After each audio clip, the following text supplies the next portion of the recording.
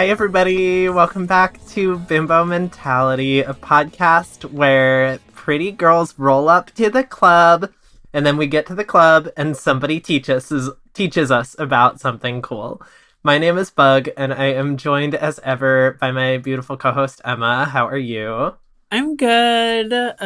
We're having it's been raining here for 5 days in a row in LA, so it's been really cozy hours, and I've been lighting a lot of incense, drinking a lot of wine. It's been really nice.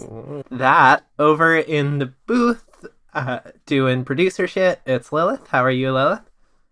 I'm good. I got my Shasta with me. Get that right in the mic. I'm ready to learn some stuff. Cool. We're all excited to learn some things. And joining us this week is our guest, Jazmine Green. Jazmine is a music producer and DJ whose current project is Command Jazmine, an electronic music project combining her love of house, techno, and documentary through the lens of a cyborg who desperately wants to be human. You can check out Jazmine's music here. This is off of Jazmine's album from just a couple months ago, You're Not in Trouble. This is Origami.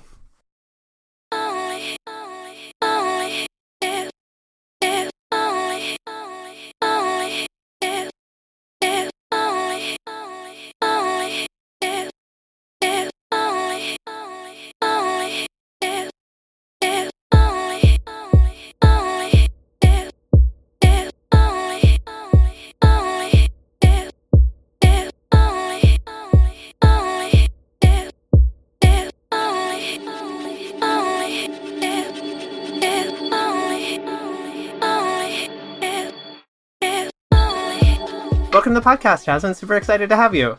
Hi. Oh my god, I'm so stoked. It's great to be among some bimbos. So welcome to your opportunity to see if you can think like a bimbo and see if you can teach us all about techno music. This will be a little bit of a different experience from the last time we had a musician on for me. Because last time we had on a punk musician, and I am very much mall punk at heart. I am familiar with the genre. Techno music, I like it, but I'm not as familiar with it. So I am very excited to learn a little bit more about it. Emma, how about you? Are you much of a techno girly? I do go to raves quite a bit, actually. I'm more of a house, disco-y house, melodic stuff with a female vocal track on it, I'll be honest. But Yes. I do like being in a warehouse and just dancing for 5 hours too. So, in fact, I was that's great. Yeah, I was just at a techno concert actually last weekend. So, yes, I do like to do that. Yeah, it's like there's knowing about the music, and then there's knowing about the club. You know, they're different. They're different things. But, I have heard tell that it heightens the experience to know a little bit about the music. So, Jazmine, you know something about the music. Tell us about your experiences in the world of techno music. Yeah. So I got into techno music kind of through Chicago house and a lot of ghetto tech particularly. And ghetto tech is essentially like techno music, but it uses a lot of dirty, sort of dirty samples, vocal tracks, things that maybe are usually very sexual in nature, kind of campy. And that was a lot of the music that I heard on the radio growing up when I was a kid.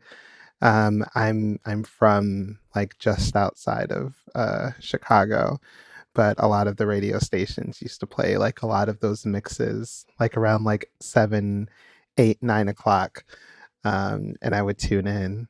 Wait, 7, 8, 9 o'clock in the evening, they'd just be putting sex sounds on the radio? Yeah. Yeah, I mean, some things were kind of edited, to be friendly, but it'd be Be like, Wait, pop hold that on. booty, pop that booty. You know, like I kind of like stuff like that. You know what I mean? Maybe a little. Wait, what? All right. So I'm getting, I'm already like locked in on something. I'm already fascinated by this. Were they like bleeping the word booty? Like, what do we mean? No, It was no, no, edited? no, no, no, no, no. Like they would, like I was like maybe that would be some of the more cleaner stuff that would be played on the radio. I see. Okay. So Yeah. I'm very, very curious now. I want to know all about this. Yeah, so I mean, like, I think we can kind of go back to the beginning, and like techno definitely comes from Detroit. If anyone tells you otherwise, they are incorrect. But I'm glad that you told me that first because now I'm committed to that idea. And if anybody ever tells me otherwise, I'll just be like, no, I already have a fact in my head. exactly, like, you know, like people will say otherwise. It's like, oh, techno is German, techno is Berlin, but no, techno is Detroit. Like, let's not get it twisted. So like definitely I would say the origins definitely came from three artists that you hear today. So I feel like, all right, catch you out here. Kraftwerk does not count as techno then? I would definitely I would say so. I mean, like, I think like like synth pop, electronic, like I think it's kind of one of those things where it's like I think it really depends on who it is that you're talking to. Um and it's like, you know, like people may refer to it as like krautrock. Like I think like we look back at it and we definitely call it like techno, but I think definitely like for me it's like the roots of techno come from Detroit, and particularly like taking that influence and making sparseness out of drum machines essentially. Do you know if there are any Kraftwerk songs where they talk about popping that booty? You know, I don't know if they I don't know if they ever made it out. Maybe there's some demos that exist. Yo, that would be crazy if they like uncovered a bunch of never before heard, never before released Kraftwerk material, and it's all just like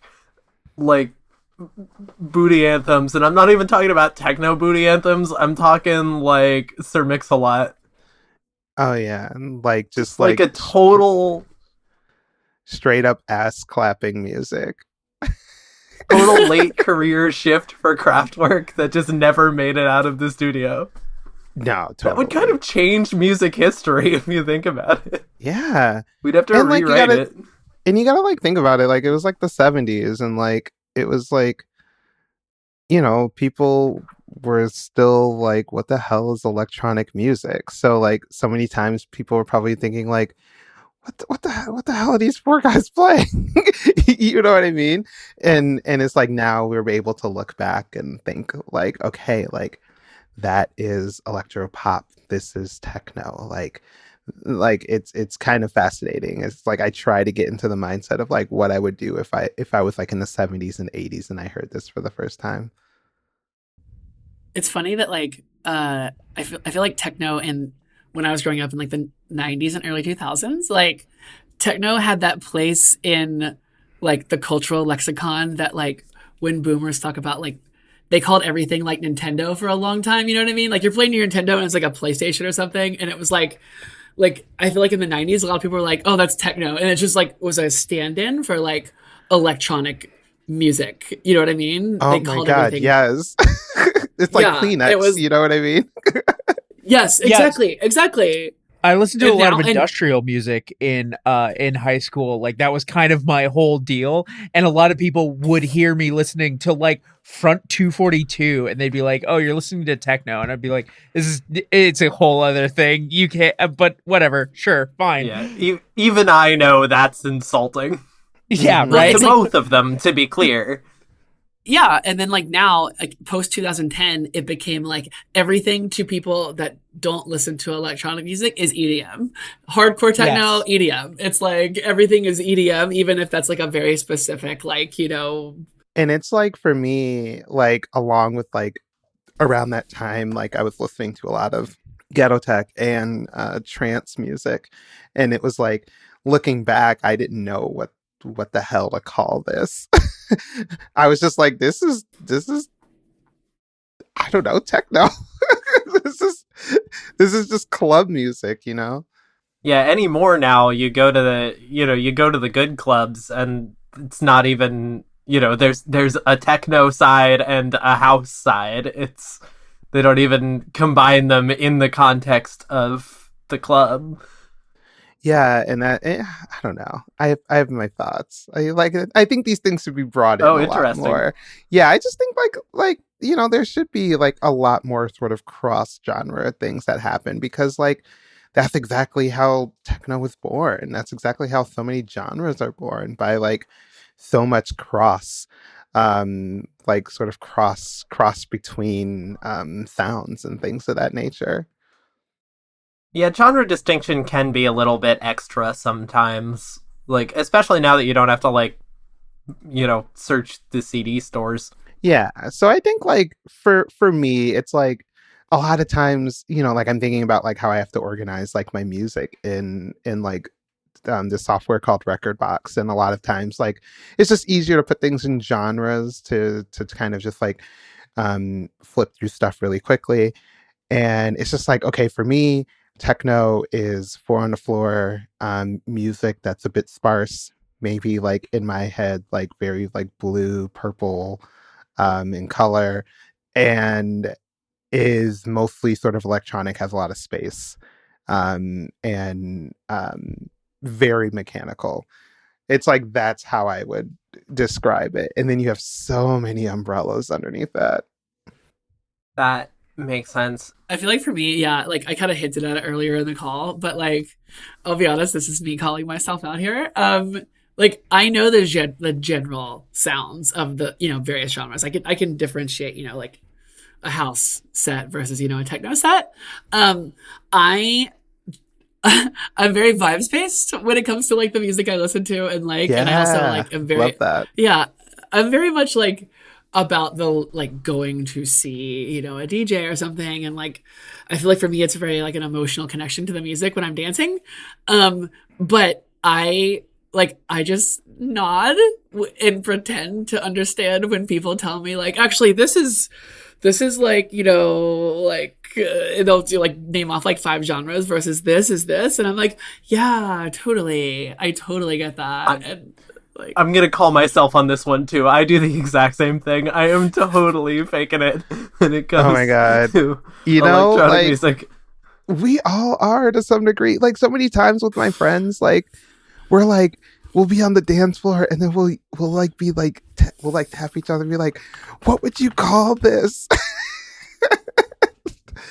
And it's like we're just trying to figure it out in a way, and I think that's like kind of cool. It is cool. It's very authentic, and I think that's to your point, Emma. That's kind of a big part of it, right? It is a music that is designed to be experienced. I mean, in your most recent album, Jasmine, "You're Not in Trouble," is fairly deliberately designed as an experience, right? Like it just sort of going off of the description of it on Bandcamp, it is meant to evoke the experience of a night at a club. Yeah. Yeah. And I think that's like the beauty of music, right? It's just like it evokes all of these various things, and it becomes what you need it to be in so many ways. And like it can be any and all things. It can be political, it can be escapism, it can be rest, it could be release, it could be philosophy. Um like and I think that's what's so beautiful about like all these different types of music, all these different types of movement, um, is that you just begin to project all of these own ideas onto it yourself. Sometimes even different than what the artist intends. But yeah, with that particular album, I was really thinking a lot about like all the stages of thought and feeling that you have a night um, at during and after leaving the club, um, and it goes over a lot of genres if we're continually going down just like genre thought, because like I feel like emotion kind of goes beyond that, you know. I think that there should be more music genres dedicated to things that are really bad, but also like really mundane. Oh yeah, like what? You know, songs about like this IKEA furniture is missing one of the screws you need. You know, things that we all experience, but We could call it like frustration core. Frustration core. you know, songs about like not being able to find your keys. Songs about like that time you mixed up Morton salt and molten salt. Oh my god. I'm never gonna live that down. Yeah. I said songs about when you leave your phone in the fridge, for example. Oh my Yeah. god. Oh, Emma Core. Lo-fi forgetfulness beats to study to. Or you could do bugcore songs that are about that time you left your fire alarm going in the back of the first few episodes of your podcast. You know, those are I love the idea. It's just like I don't know if we have enough characters that we can fit it in our genre descriptions and our ID3 tags. You can find a way. The key thing, though, is I think that these should be lyric-less genres.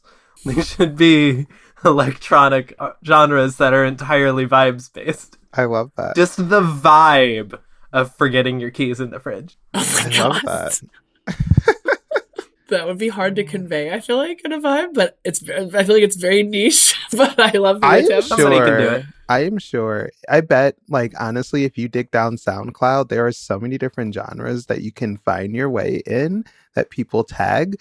That is absolutely incredible. That's absolutely incredible. Oh yeah. I hope when That's this true. conversation inspires your next album, Jazmine, that we'll like get a little credit on it. I'll have to. It'll be a track called Bimbo Mentality. Give a little shout out. Hell yeah. That would be cute. Yeah. Would love for there to be a song called Bimbo Mentality out Oh there. my god. I kind of like it. So we've talked a lot about the genre in general.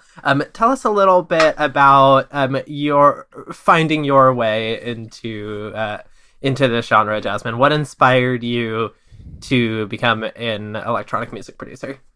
For me, it was mostly I had always been a kid who loved playing in front of the computer and messing around with technology. So it very much like felt to be like a perfect fit. Like I had played like traditional instruments growing up. Like I played trumpet and tuba. So I had like an idea of like how to make music, but it was particularly I fell in love with like electronic drums particularly. I listened to a lot of electronic music, and I also loop in a lot of rap into electronic music as well. That really just got me into drumming because, you know, like in band, I particularly was like so envious of the drummers. Like I thought the drummers were the coolest people in the band. But it was just an instrument that was way too noisy as far as like thinking of like being able to practice it like at home or things like that. So I really just love the idea of drum machines. And that was the thing that really kind of got me. I caught the bug, so to speak. And it was just like just the abilities to just bend any sound to your will. It just like feels so cool to just like basically make any sound that you want. It just felt like endless. How do electronic drums work? Oh yeah. Oh my God, there are so many different ways. Okay. So there are a couple ways. The most common way is utilizing MIDI. And MIDI is a type of, let me see if I get this right. I actually know it, so I might. Oh, Yeah, amazing. Okay, yeah. great. So you know what MIDI Mu- is. Okay. yeah. Musical instrument digital interface. Hell yeah. Hell yeah. Yeah, so basically like you can either play your digital audio workstation utilizing a MIDI controller. I actually have one right here. I will hold it up in the video. So this is Oh, it's like a is big a calculator. it kind of looks like a giant calculator. So what I'm holding is a rectangle that has probably 4, 8, 12, 16 pads on it, 4 sliders, 4 knobs. And I'm able to map this onto a variety of controls in my DAW or my digital audio workstation. I can map out different sounds to all these various pads. And then I'm able to drum them out rhythmically, just like I would on a drum set. So you can kind of hear like it's a very satisfying thump. So you can either do it that way, or I have a drum machine that has built-in sounds, which also looks like a calculator, but a smaller calculator. And this is a standalone drum machine that has all of the sounds inside of it. No need for a computer as well. That has the same sort of layout, except this one has 12 pads. And I can drum out different patterns and then record it into my DAW. So yeah, there's also ones that are set up like drum sets that a couple friends of mine have that are really, really cool and have the exact same sort of like method. Either they'll have sounds built in or they'll be mapped out to MIDI controls in a DAW. Those kind of look like if you've ever seen like the Rock Band sort of like drum sets, like they kind of look and sound like that too. So On the MIDI I was literally gonna. on the MIDI controllers, can you do that thing where you type 28008 and turn it upside down and it looks like boobs? I mean, I never tried it, but like maybe you could do it like some kind of like way where you like map out like the different like I don't know, like the different I forgot what those attributes are called. Maybe you can have them spell out boobs, but I haven't tried it. Maybe I should. The first thing I do when I see a calculator. True. Are y'all familiar with the piano roll? No. Okay, so there's also another way that you can drum out sounds is on a piano roll. So a piano roll inside of your DAW or digital audio workstation. So you can basically draw it out. You can draw your sounds out inside of a grid. Like it's very similar. I think it was like Mario had like some sort of like sound game where you could do that. I know what you're talking about. Yeah. Exactly. It's basically like that.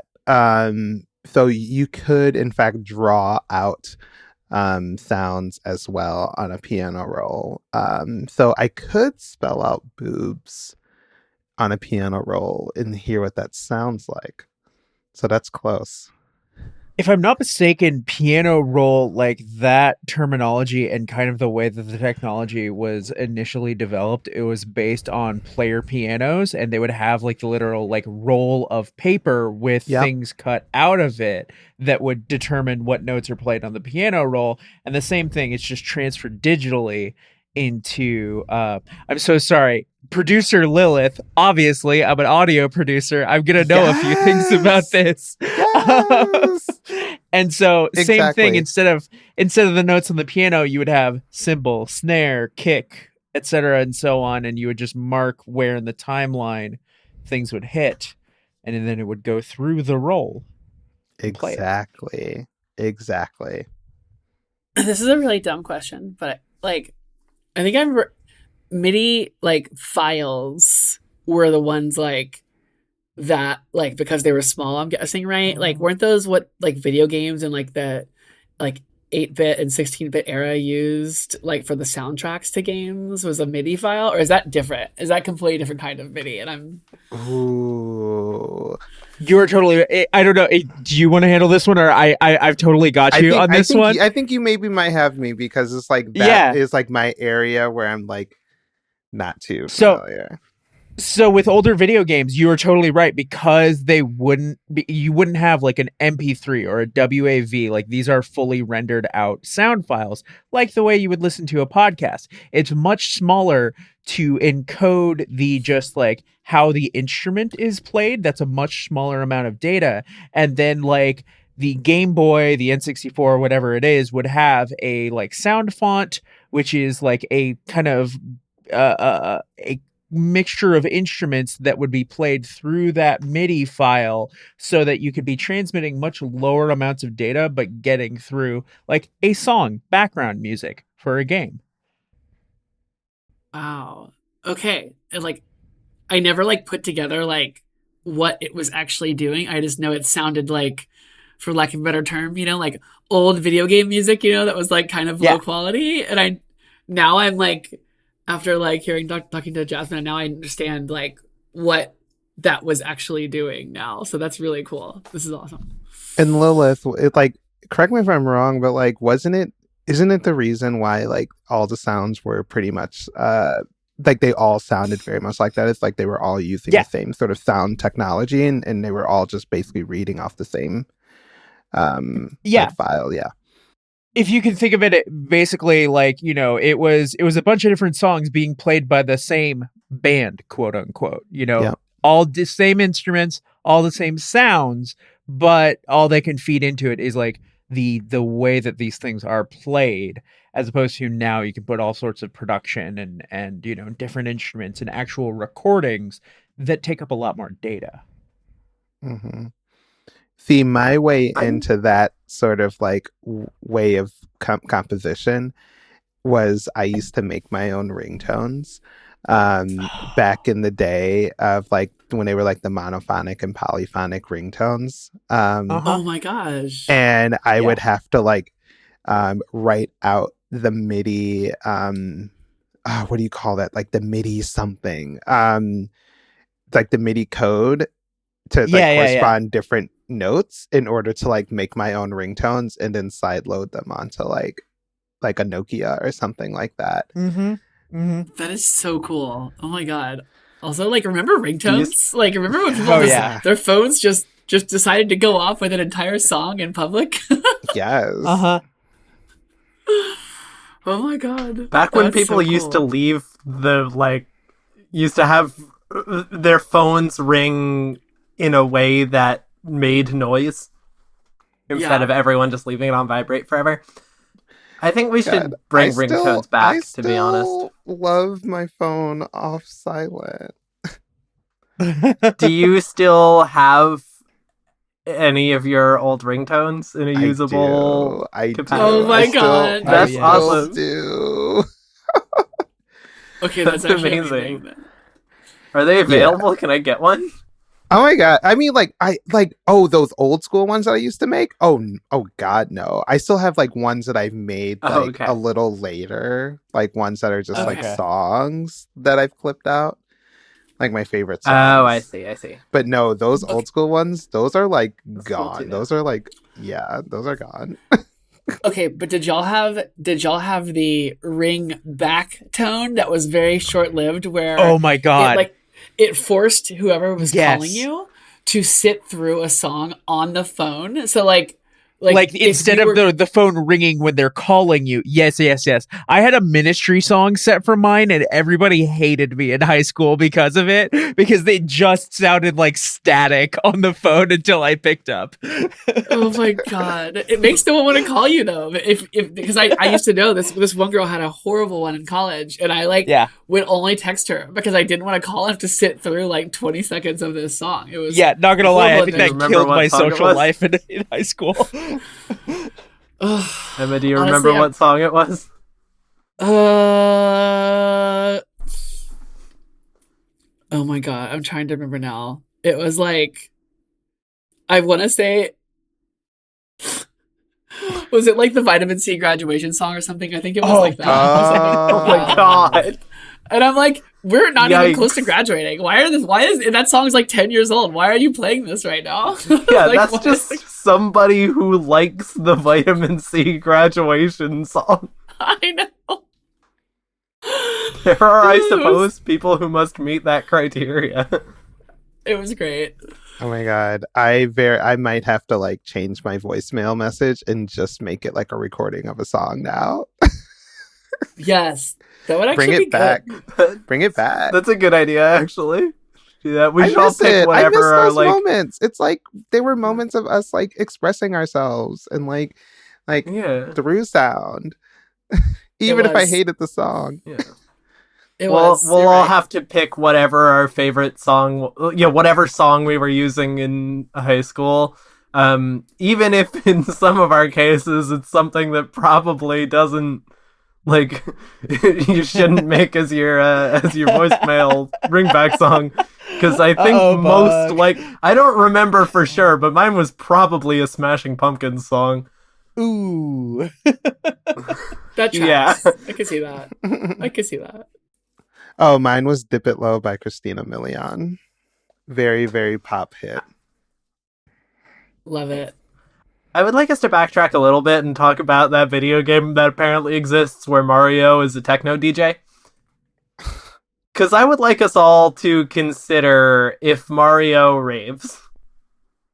Oh, 1,000%. Right. 1,000%. Do we Mario think- is out here in the rave with Luigi. Kirby is supplying all the rave accoutrements. Now I know what those pills are that Dr. Mario keeps handing out. In the Oh, yeah. Exactly. Is Mario doing lines in the bathroom with a she-her puppy boy? Yes. I don't know if he is, but I know for a fact Rosalina raves hard. Like, she definitely parties. I can believe that.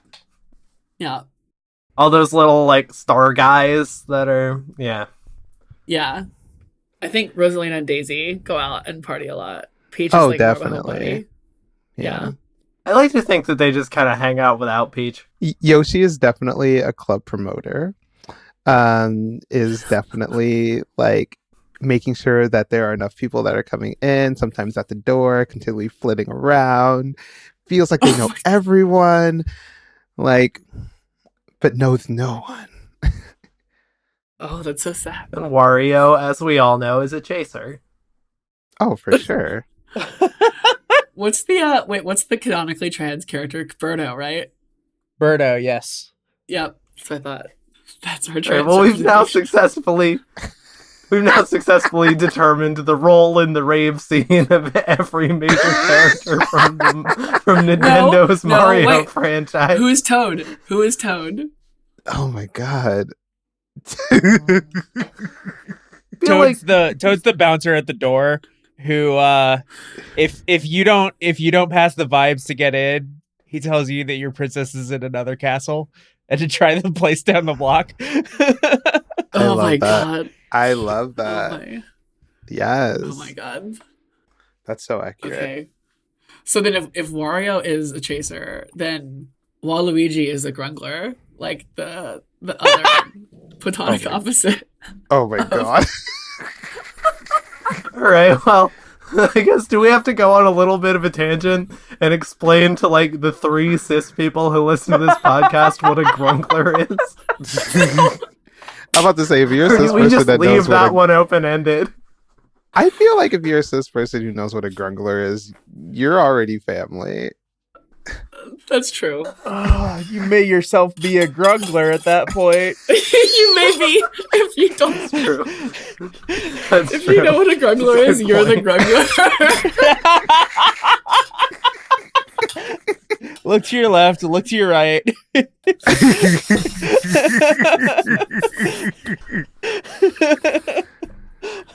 Oh my god. Oh my god. If you don't know who the grumbler is in your friend group, you're the grumbler. Oh, I'm so glad we thought through this. All right, this... but I feel like maybe you could like crack some Grumbler eggs in this moment. You should explain what it is. I'm conceptualizing. I will throw an explanation in here, but I want us to get all of our Grumbler jokes out before we do that. I'm trying to conceptualize the idea of a she/her Grumbler. I think it can exist. Oh, but I don't know how yet. Oh yeah, absolutely, definitely. Still working on it. A Grumbler, for our cis audience members, is a cis guy who hangs out exclusively with trans women. Should I just read the Grumbler post, because I think we really should hear the whole thing. Women will go on a first date with a guy and things will be going well until the guy casually mentions he's bi, and she'll go home and posting stuff like, we need to normalize being straight and whatever happened to beauty. Meanwhile, the guy went home to play video games with a bunch of weird Discord transsexuals, and he named his character the Grumbler, and he keeps saying stuff like, check it out guys, I'm the Grumbler. Which that post, like, to anyone not like extremely in the scene, that post doesn't help at all explain. No, it doesn't. Yeah, no. It almost makes it less clear. I've always just internalized it as it's someone like a cis dude who like hangs with us, but like is chill about it, and like he's chill because he doesn't hang with us because he's like trying to hang with only trans women. It's that maybe his like unique interest is Magic the Gathering, and he just happens to always hang out with trans women. Yeah, he's just an autistic guy who happened upon the autistic transsexuals. Yeah, exactly. I didn't actually know until right now, by the way, the origin of the word the Grumbler. The origin of the word grunkly, or I knew the term and rolled with it. It's just like, yeah, that sounds like a good name for that thing. Right. Should we have any Grunglers like identify themselves? Yeah, if you're a Grumbler, we don't have like a comments. Oh wait, do we have comments on YouTube? If you're a Grumbler, sound off in the YouTube comments. Yeah, I feel like though, if you brag about being a Grumbler, it's like the people that brag about being an ally. If you brag about it, like, and make it like your like thing, it's like you're not. Yes, like it's an actions. Same thing with grumbling. That's okay. That's a very valid grumbling point. Is not a way that I've heard it referred to before, and I like that a lot. Yeah, we can make grumbling a thing. We've gotten so far off track, and I feel like it's my job as producer to try to get us back on. Yeah, I don't know. I mean, I guess that like there is a distinct sort of through line between trans culture and electronic music, but it's not the part of trans culture where you usually find the grunglers. Oh, in electronic music? Do you have a different take? I think so. I think so. Okay. I think like so many like like I've definitely gone to like a few shows, and you see a few kind of there, and I feel like it's definitely like anywhere where there's going to be transsexuals, like there will be grunglers. And there are many of us in the electronic music scene, so that's true. You do occasionally have those like electronic music acts that you find out aren't trans women, and you're surprised. Like when I found out Machine Girl is not trans women, I was blown away. Exactly. I think I had the same thing. I think I had the same energy. Jazmine, do you have a favorite grungler in the electronic music scene right now? Oh my god. I'm not going to say anything on the record. That's so fair.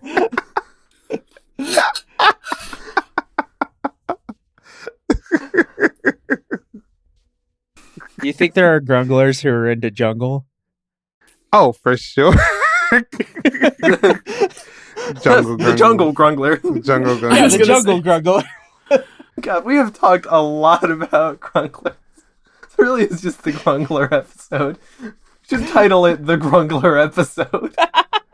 All right, so you got into making electronic music off of drum tracks on MIDI files and making ringtones. Mhm. Tell us about sort of your creative evolution from there to kind of your most recent work. Tell us a little about the direction that your artistry has taken. Yeah. I mean, like before, I definitely I used to make things that were I think a little bit more opaque because like I came from the like kind of like experimental art community in Chicago. So a lot of the work that I was making was kind of very it was almost like for the gallery in some type of way. So like I kind of like was making like a bit of a shift from that sound, especially like in like later and later works. And I think it was just mostly because like I just started going out to the club and I just started to like really kind of hear and see like how different things sounded. And I just basically wanted to make music that I wanted to dance to. Like I felt like I was really making a lot of like headphone music, like things that people will kind of like sit and ponder and kind of like think about stuff with, which was like very much what I was doing, which also makes sense that I was making a lot of that prior to transitioning. Um, and then definitely like post transition, like um things were a lot more expressive, and I think that's kind of like aligns with like my musical journey in some type of way. Like things were so much more introspective before, which makes sense because I was just like a miserable egg, and now things are very much more rooted in external movement and expression, and definitely like my musical journey followed that. I feel like that's the real genre distinction right there, is music you listen to in your headphones and music you dance to. Yeah. Yeah, you know, there is a there is, since we're speaking back of genres, there is a genre that is referred to in that way. And it is kind of like a little bit of like a spicy term, but people refer to it as IDM. Have y'all heard of this? Yes. No. Yeah, yeah. Here's some yeses, some nos. Yeah. So referred to as quote intelligent dance music. Oh my god. Yeah, I know it's so like, but That it is is. not bimbo mentality. But the idea is like it's very much that sort of just like it's like the thinking person's electronic music, you know, like it's like you sit in a room and you put on your record and you just like sit with your coffee and you just think. And it's like it's such a I don't like it. I don't like it at all. But like if you think about like that type of um sort of experience, it's like definitely rooting from that genre distinction, since y'all love genres. Yeah, it's just like it has that, like, I don't even object to the concept of like techno music you're just supposed to sit there and ponder. Like, I think there's plenty of room for that. It's just why they gotta call it such a snobby thing. I know. And I think like it has to do with like the fact that just like my theory is that like for instance like I loved trance music a lot. And like trance is so like expansive and like, you know, some people may refer to it as like very bubblegummy and like sort of just like very um like, you know, transcendent, exactly. And it's like some people may not see that as like, I don't know, like real. And it's like I think all that kind of thinking really sucks. But I don't know, people just always need to find some way to make distinctions and try to make something better than another. There's always definitely been a certain, like, I mean, the we could do a whole like spin-off discussion into the like poptimism idea, which is kind of a different conversation, but there's always been like a little bit of an attitude that it's bad for music to be something you have fun with. Yeah. And I'm like, why is that the case? Like, I mean, like, I love a sad bop like the rest of us. Like, I love my sad white girl music so much. But I think like sometimes like I just wanna just like I just want to be a sonic bimbo sometimes. Like I just want to be able just to like to hear something and just like shake my ass and have a good time. Yeah, which is like a part of it, right? Is, you know, something can be art like artistic while also being social and about just experiencing life and not be about getting into your head about stuff and overthinking everything and sweating the intellectualism of it. It can just be about experiences and beauty. And that's bimbo mentality, baby. Mm-hmm. And I think like to be like completely frank, like I think like so much of like, which is like so much rooted in the genre discussion. It's just like there's so much involved with race and there's like all those types of things. It's like so much, so many IDM artists are in fact white. And like, you know, if we're thinking about that time period, like techno and sort of like that stuff we're coming from, it's a very black medium, you know, and it's like this sort of distinction. So it's like intelligent. It's like, okay, intelligent to who, you know, like I don't know. That's my thoughts. Yeah, so much of the history of like thoughtful music is just an effort to wrench music away from the black community and the gays. Very much. It's like house music was very black and gay. And it's like now we don't even consider house music that. And I'm like, that's sad. That's really sad. But maybe it also goes into like the genre discussion in general. It's like all of these methods of categorization. You know, do we need to have different rooms for these different sounds?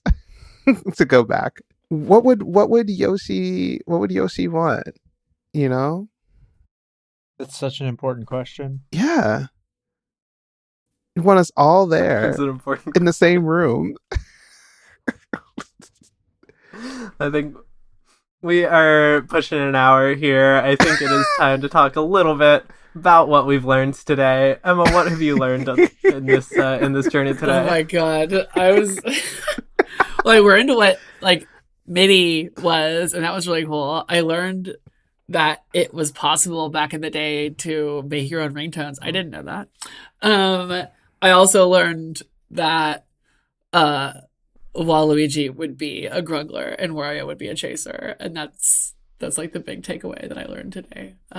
No, I my real answer I would say is I really liked what Jazmine mentioned about like the like I think there's this like push to qualify or quantify or like, you know, like organize things into neat boxes sometimes from folks, and I think like it's much more of like a emotional and vibes component, and I think that's really cool. So I learned that techno music is from Detroit. We're gonna remember that forever. Yes. I learned that you can play the drums on a big calculator, and I learned the origin of the word grumbler. And I learned that there's a whole genre of techno music for snobby white guys who probably like hit on women in college libraries. it's very specific. Very specific. Yeah, but I'm right. Speaking as someone who listened to a lot of Aphex Twin in college, you're right. You're very right. Thank you. Oh my god. Oh my god. Jazmine, having heard a little. No. That just reminded me of. That just reminded me of like this time I went to a party. Please do go on. It was a very transsexual party, by the way.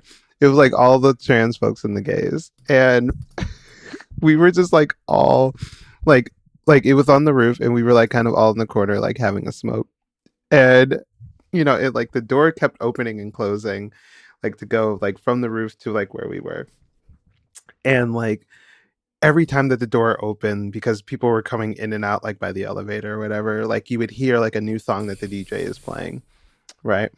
And at one point, like the door opens, and then all of a sudden somebody bolts up from the floor and says, "Oh my God, Aphex Twin is playing. I need to run out there." And I've never heard that phrase ever uttered at a party. And I cracked up for days after Oh my God. that. Having heard a little bit about what we have learned in our experiences with techno, do you feel, Jazmine, that you have been successful in thinking like a bimbo and explaining your passion and expertise to us today? Oh, absolutely. Absolutely. Do I get like I don't know, like, do I get like a commemorative like object? Like, do I get like sweatpants with bimbo on the ass or something like that? We should do that. We should do that. Oh my God, that's a genius idea. We do need podcast. We'll figure something out for like a prize, but for the listeners, do stay tuned for some merch possibilities in the future. Oh, beautiful. Well, that's about going to wrap us up today on Bimbo Mentality. Jazmine, it's been a delight having you here. Before we wrap up, do you have anything you want to plug for us? Oh, yes. I would say if you use Instagram, finding me on Instagram is the best way to hear about shows that I have coming up. And not only like shows, but just new releases. That is at CMD+Jazmine with a Z and an E at the end. You can also find me on Bandcamp, and that's cmdjazmine.bandcamp.com. And what do I have coming up? I'll be having some new releases soon. I think just like keep an eye. And if you're in the New York area, I play all the time. So I'd love like for you to come to a set and then like tell me what genres you think they are. I would love to. I have been to Jazmine's DJ sets, dear listener, and Jazmine is a very good DJ.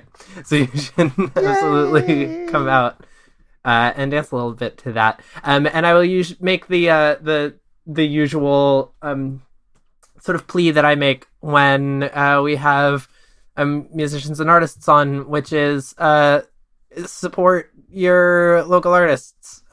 Go to Jazmine's Bandcamp. Go to your favorite local artist's Bandcamp and support their music, because they deserve it for the work they do, and also you should respect yourself enough to listen to things that you're willing to pay money for. Yes, I absolutely agree. It's been so helpful. I mean, like literally, like there's been times when it's like, oh my God, these Bandcamp sales like paid for my therapy, and I'm like, yay! It's so exciting, and it's like my favorite thing to download people's stuff and then put it on my iPod and just like rock out. I love it. Oh yeah. Well, that is going to do it for us this week on Bimbo Mentality. We are going to be going on a brief little holiday break here, but we hope you all have a very happy new year and whatever else you may be doing this season. And we will see you back here on January 11th. And keep an eye out in the interim for some fun stuff we might be doing. We will absolutely be back. We are having an absolute blast doing this podcast. And thank you all very much for listening, because this has been very, very fun. Yay! Great. Yay. Bye, everybody.